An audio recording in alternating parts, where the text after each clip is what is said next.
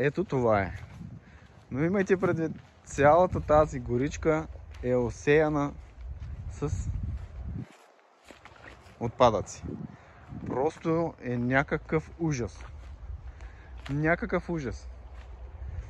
Онзи ден в РИОСВ е подаден сигнал за всички сметища, които сме регистрирали до този момент.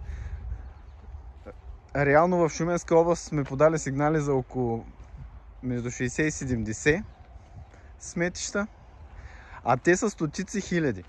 Ние просто дори нямаме капацитета да ги обходим всичките. Всяко едно село в Шуменска област има поне едно-две големи сметища. Всяко едно село. Представете си, ако ги сметнем 300 секции в Шуменска област, не знам дали това е коректно, но огромен брой. Огромен брой. Ето там продължават в далечината.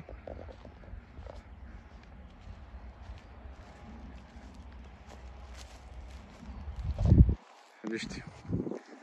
Това е цяла улица. Цяла улица.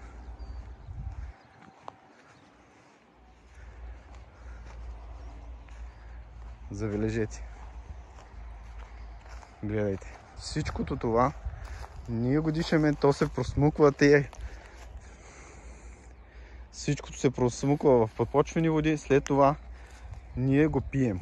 Ето това е. Вижте къде се намираме, там минават камионите, това е околовръстния път на Шумен. Оттам всичко се вижда.